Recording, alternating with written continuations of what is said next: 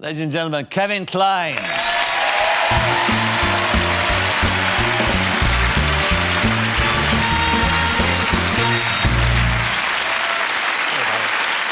dear chap. Thank you very much. So, Thank you. now, Yes. actually, you're the right man to play Cole Porter because you wanted to be a composer yourself, didn't you? Yes, I started out in life as an aspiring musician. What happened? I wasn't very good. Well, you're not. No. I realized after about 2 years of university studying music that I was quite mediocre. And I thought, but if I become an actor, one day I could play a musician. And I've had to wait all this many time. years. Yeah. So all that slogging away. It paid off. It paid off in the end. It's a marvellous part because he was a fascinating man. He was. I mean, not just the composer, but the man himself was extraordinary. Yeah. Tell us a bit about him. Well, it was a surprise to me, and judging from the response in the States, it's because Cole Porter, I mean, it's like the Bible. We all grew up hearing his songs, but nobody knew much about his personal life, and because he was rather private.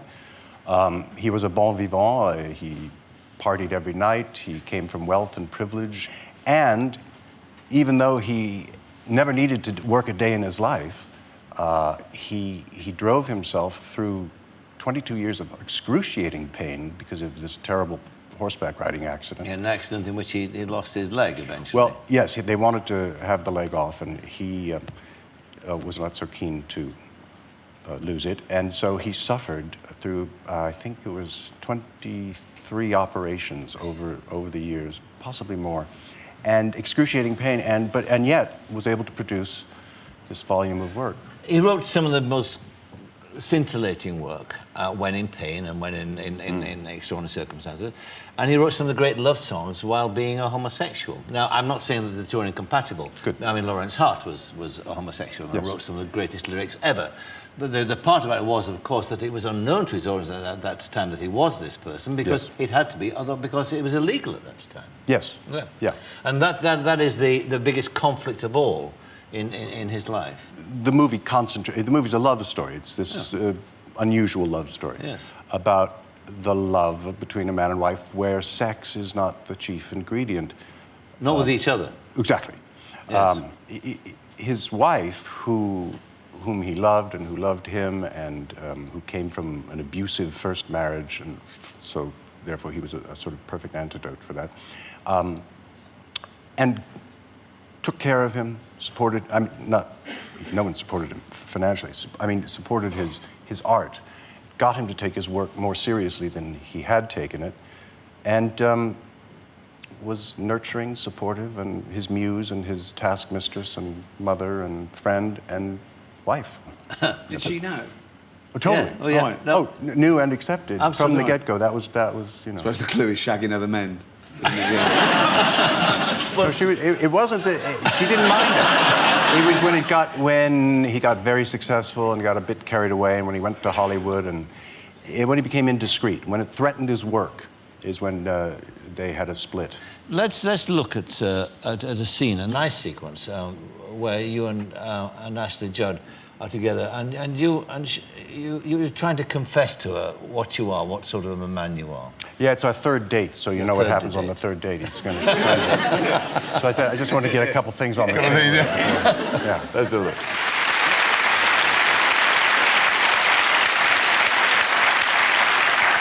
You must be happy with that when you see it on screen. I mean, No, I can't watch it. You can't watch it? No. Why not? Because I'm in it. You can't watch anything that you're in? No, some things I can watch. Like? Yeah, repeatedly. I can watch Fish Called Wanda. Yeah, it makes me laugh. We shove those chips up my mate Michael Palin's nose. It just brings a smile to my face. You think that's funny, do you? Yeah.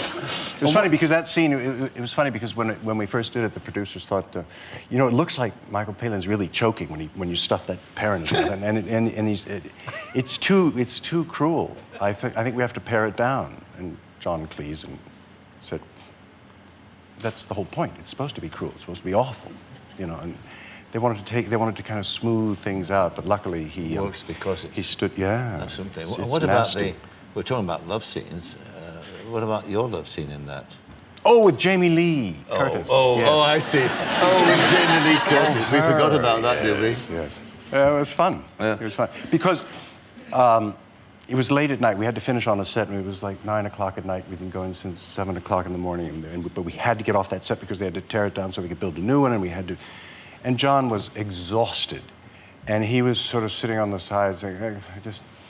So you throw it down, and Charlie Crichton, and had, staged the whole scene. But I had trouble learning the Italian. And when she'd say, speak Italian to me, so I would start rattling off cheeses and everything from the Italian menu that I could think of. But I wasn't sure how far we were going to go. And sometimes Charlie would just let it go on to see if something magical might happen. So we're doing this very athletic shagging, as you all call it.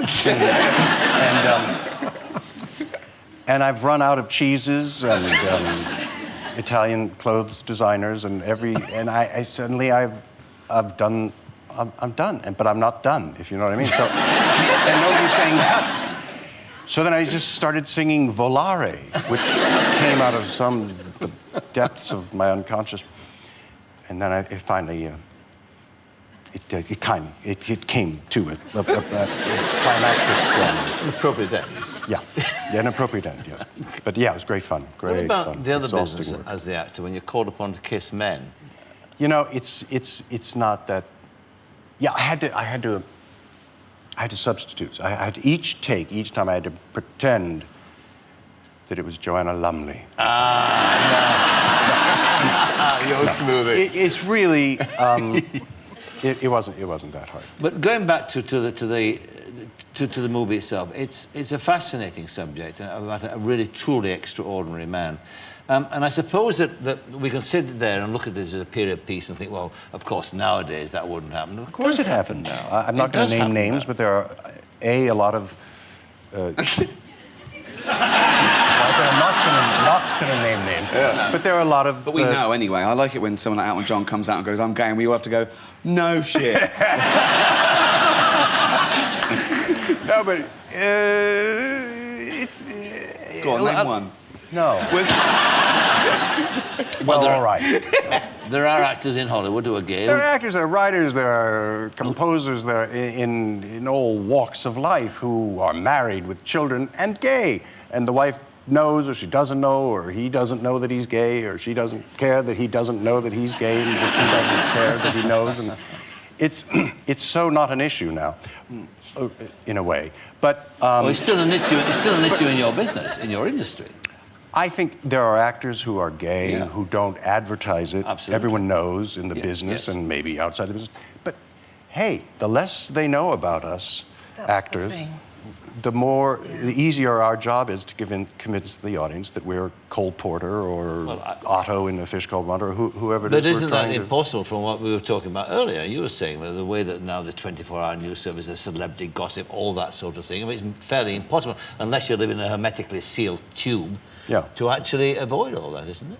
No, I think you can avoid it. You can. Oh, you really? You don't have to tell all. You don't have to describe your rehab that you've just come out of for the 5th time in vivid detail. You just say... Absolutely, keep out of it. Well, let it go, yeah. I went to the premiere last night, for instance, but it's my first premiere in years that I've gone to. But you can go every night, and you can be a public person, and you can spill your guts out, or you can just shut up and get on with your work. Well, all the best with the film. It's called Dear Lovely. Do you believe in ghosts, by the way?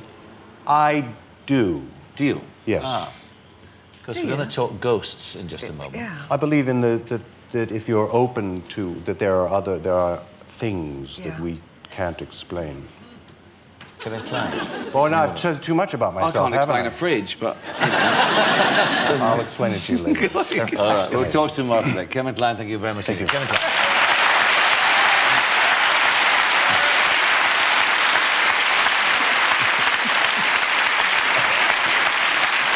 After the break, more talk with Kevin Kline, Joanna Lumley and Ricky Gervais. Join us then.